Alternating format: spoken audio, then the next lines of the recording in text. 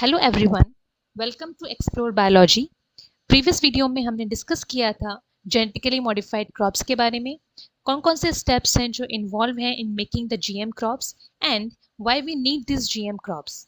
अगर आपने वो वीडियो अब तक नहीं देखा है तो आप वो वीडियो जाकर ज़रूर देखिए। आज इस वीडियो में हम डिस्कस करेंगे अबाउट बैसिलस thuringiensis, जिसका बहुत ही इंपॉर्टेंट रोल है in developing the GM crops. देखेंगे how does this bacillus thuringiensis work and कौन कौन से मेथड्स हैं that are used for the gene transfer. Let's start with the history of bacillus thuringiensis। इशिबेटेरिया जी ने इसको डिस्कवर किया था 1901 में और नाम दिया बैसिलस सोटो, क्योंकि ये सोटो डिजीज कर रहा था सिल्क वॉर्म में, जिसकी वजह से सिल्क वॉर्म की डेथ हो रही थी। देन इन 1911 बर्लाइनर जी ने आइसोलेट किया इस बैक्टीरियम को from dead Mediterranean floor moth in Thuringia Germany और नाम दिया बीटी। इन 1915 बर्लाइनर जी को पता चला कि बीटी स्पोर में एंडोस्पोर के पास कुछ क्रिस्टल लाइक स्ट्रक्चर पाया गया है, जिसको हम पेरिस्पोरल बॉडी भी बोलते हैं। देन इन 1956 ये पता चला कि पेरिस्पोरल क्रिस्टल ही रिस्पॉन्सिबल है for the insecticidal activity against the insect. This crystal is making Bacillus thuringiensis toxic to the insect. In 1956, BT was used commercially in the USA. In the 1980s, BT का use धीरे धीरे बढ़ने लगा, जैसे जैसे हमारे insect जो हैं वो रेजिस्टेंट हो गए टू द केमिकल इंसेक्टिसाइड्स, वैसे वैसे बीटी का यूज हमारा वर्ल्ड वाइड इंक्रीज होने लगा। Bacillus thuringiensis is a naturally occurring soil-borne, gram-positive, rod-shaped, spore-forming bacterium found worldwide. BT strains 3 type के इंसेक्टिसाइडल टॉक्सिन्स प्रोड्यूस करती है। First crystal toxins, second cytolytic toxins and third vegetative insecticidal proteins. This figure shows the BT spore and crystal is present near to the spore. Crystal toxins को हम delta endotoxins भी बोलते हैं।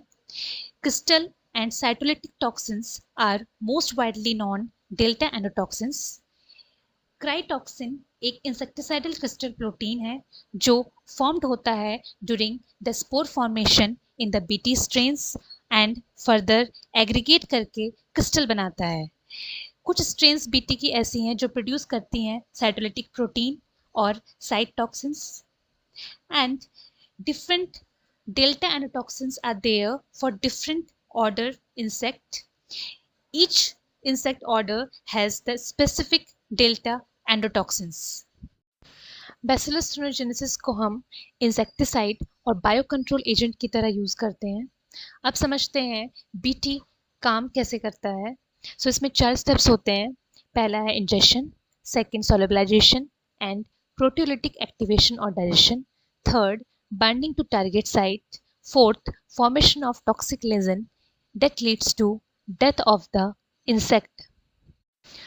Here first step is ingestion, जिसमें insect larva ingest करेगा BT spores और crystal proteins को। जैसे ही बीटी स्पोर्स और क्रिस्टल प्रोटीन्स लार्वा के मिड गट में पहुंचेंगे, वहां उन्हें एल्कलाइन पीएच मिलेगा और एल्कलाइन पीएच के प्रेजेंस में क्रिस्टल प्रोटीन्स गेट सोलिबलाइज्ड। उसके बाद क्रिस्टल प्रोटीन्स का एक्टिवेशन होगा by the proteolytic digestion that will release the crystal toxin और क्राइटॉक्सिन। क्राइटॉक्सिन के रिसेप्टर्स ऑलरेडी प्रेजेंट रहते हैं on the epithelial membrane of the gut.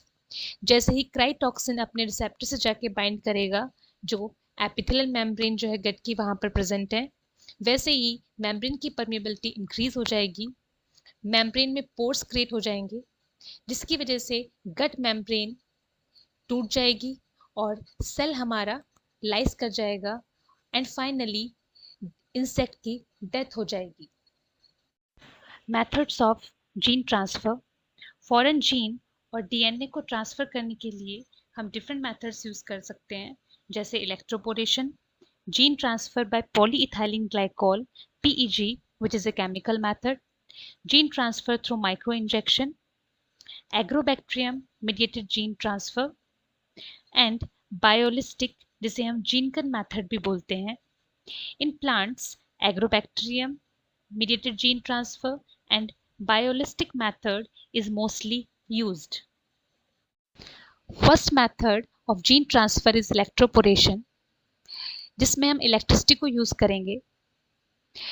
इस मेथड में हम थोड़े समय के लिए हाई वोल्टेज अप्लाई करेंगे प्रोटोप्लास्ट को, जिसकी वजह से प्लाज्मा मेम्ब्रेन में थोड़े समय के लिए पोर्स क्रिएट हो जाएंगे, जो मेम्ब्रेन की परमेबिलिटी को इंक्रीज करेंगे और इजिली हमारा फॉरेन जीन और डीएनए एंटर कर जाएगा सेल में.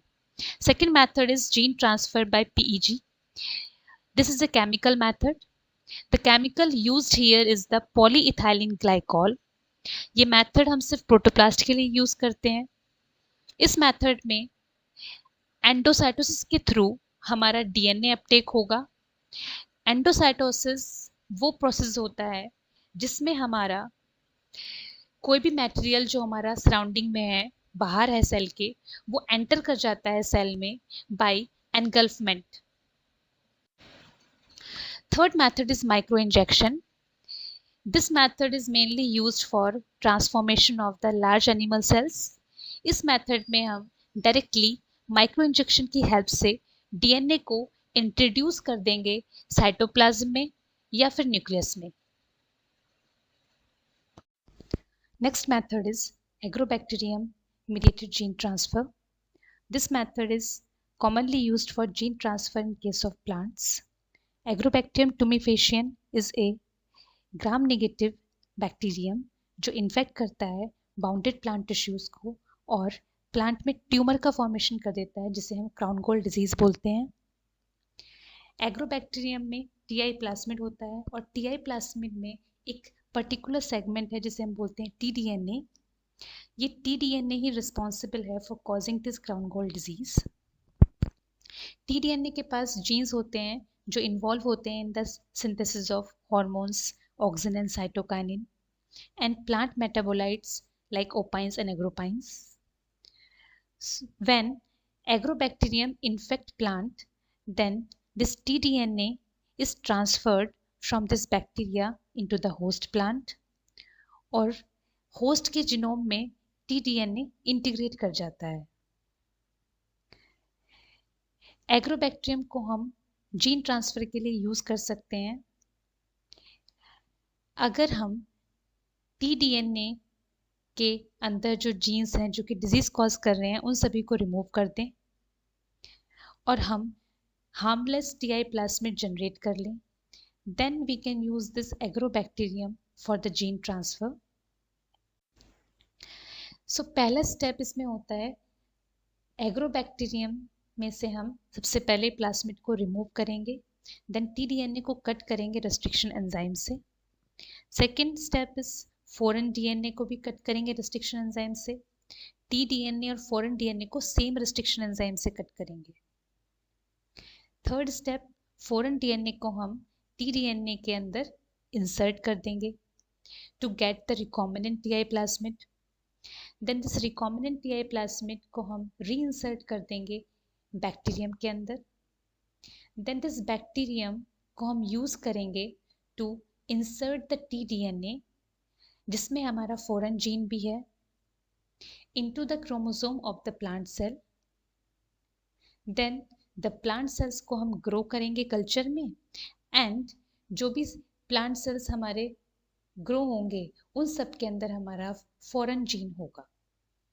इस मेथड के थ्रू हमने क्या किया, हमने एक फॉरेन जीन को एग्रोबैक्टीरियम की हेल्प से प्लांट सेल के अंदर ट्रांसफर कर दिया. Next method is biolistic. This method is also used for gene transfer in the plants. It is a physical method first described by Stanford and co-workers in 1984. It is also known as gene gun method क्योंकि हम यहाँ gene gun use करेंगे. इसे हम particle bombardment और microprojectiles के नाम से भी जानते हैं. Gene gun is a device जो फायर करती है डीएनए को into the target cells. इस मेथड में जिस डीएनए को हमें ट्रांसफ़र करना है उसको हम कोट करेंगे onto the microscopic beads जो गोल्ड या टंगस्टन की बनी हुई हो.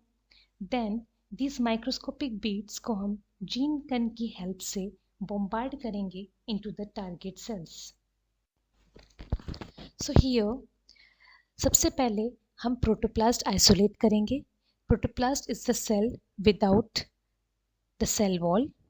Then with the help of gene gun DNA को हम बॉम्बार्ड करेंगे इनटू द टारगेट सेल्स. इस प्रोसेस को हम ट्रांसफॉर्मेशन बोलते हैं. Then we will regenerate the plants and finally हम प्लांट्स को एक्लिमेटाइज करेंगे जहाँ पर प्लांट्स एडजस्ट करेगा according to the changing environment. Thanks for watching the video. अगर आपको वीडियो पसंद आया हो तो please like, share and subscribe.